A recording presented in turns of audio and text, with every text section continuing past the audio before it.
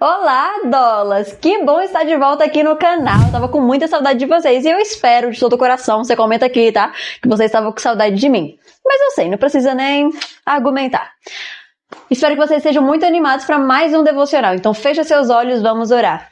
Papai do céu, muito obrigada por mais um dia de devocional. Muito obrigada pela sua presença aqui. Muito obrigado, Senhor, pela vida dessa pessoa que está assistindo esse vídeo nesse momento. Eu abençoo minha irmã e o meu irmão. Em nome de Jesus, que eles sejam prósperos em seus sentimentos, em suas vidas financeiras e em tudo aquilo que o Senhor puder abençoá-los. Em nome de Jesus, amém! Vamos lá. Então, a Bíblia, e eu acredito que você já conhece essa história, ela vai nos contar a história de duas cidades extremamente perversas. Acho que você conhece, Sodoma e Gomorra. Elas eram extremamente perversas. E um dos exemplos para mostrar para você o quão perversas eram essas cidades é quando Gênesis 18:20 vai falar que o clamor contra elas era tão grande e o pecado tão gravíssimo que a única solução foi destruí-las por completo. Há um exemplo dessa perversidade dessas cidades, que é quando os anjos do Senhor chegam à cidade e ficam e dormem na casa do nosso amigo Ló. De noite, velho, olha o que acontece. Tanto os homens da cidade, tanto os jovens como os velhos, eles vão como é que chama? Vão cercar a casa de Ló, porque eles estavam desesperados para abusar sexualmente dos anjos. E a cidade não era só pesada por causa da imoralidade sexual, não. Eles eram... Ezequiel 16:49-50 vai dizer que Sodoma era orgulhosa, indiferente aos pobres e necessitados e extremamente gulosos.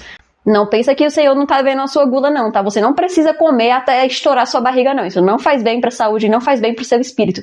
Você precisa comer até ficar satisfeito e não até ficar estourando. O Senhor tá vendo. Mas esse não era o ponto. O ponto é que aquela sociedade era egoísta, injusta, sem compaixão e moralmente corrompida. O pecado não era só comum, ele era...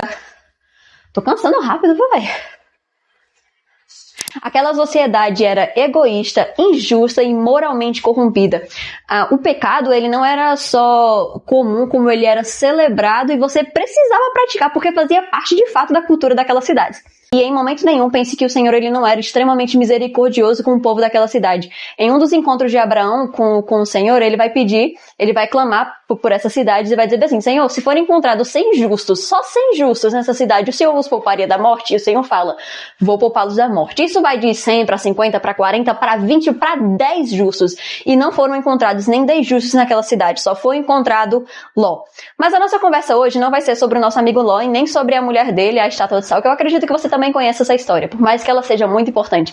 A mulher sem nome mais importante da história por causa do pecado que ela cometeu. Mas nós não vamos falar sobre ela hoje, nós vamos falar sobre as filhas de Ló. Então, se você está com sua Bíblia aí, abra ela em Gênesis 19 e a gente vai ler do 30 ao 38. Vai dizer bem assim: Ló partiu de Zoar com suas duas filhas e passou a viver nas montanhas, porque tinha medo de permanecer em Zoar. Ele e suas filhas ficaram morando numa caverna.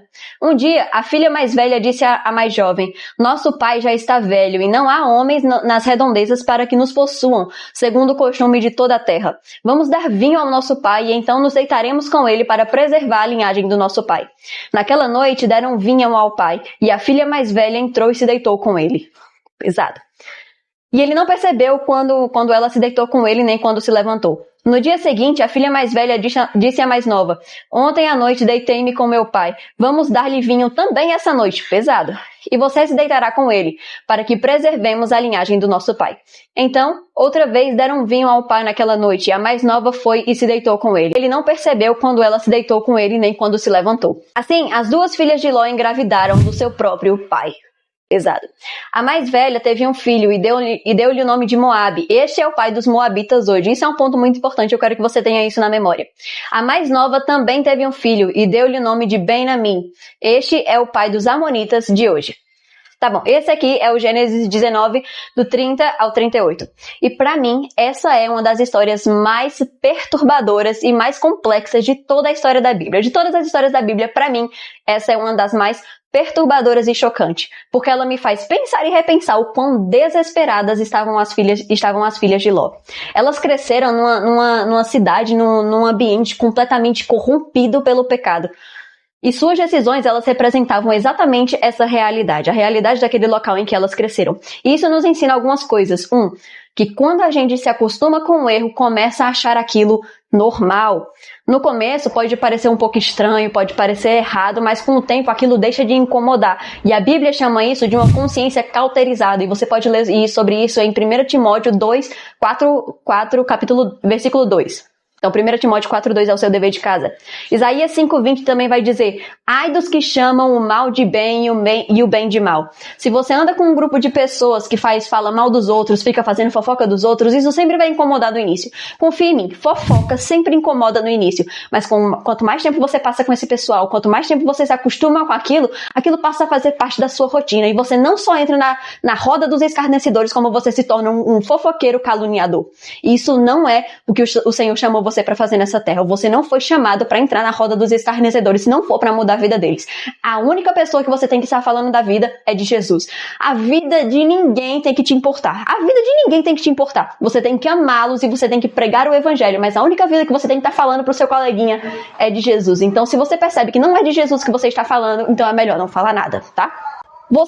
O Espírito Santo também, ele sempre nos incomoda. E quando ele te incomodar, não endureça o seu coração. Então, não endureça o seu coração quando o Espírito Santo ele te incomodar. Se o Espírito Santo está te incomodando sobre algum assunto em específico, não endureça o seu coração. Mas porque o Espírito Santo ele faz isso, ele nos convence do pecado, do juízo e da justiça. Então, se você está endurecendo o seu coração e não está recebendo a correção do Espírito Santo, então você deixou de ser um crente, você deixou de ser um cristão. Um cristão ele tem que estar em um constante desenvolvimento de vida. Então, você não pode permanecer no mesmo lugar, você sempre tem que estar evoluindo. E o ponto 2 que eu quero conversar com vocês é que o desespero sempre leva a decisões erradas. Quando você tira Deus da sua equação, até as suas boas intenções viram escolhas erradas. Naquela época, não ter filhos e não dar uma descendência para sua família e para o seu pai era uma coisa extremamente vergonhosa. Então elas estavam desesperadas, e desesperadas elas fizeram o que fizeram, né?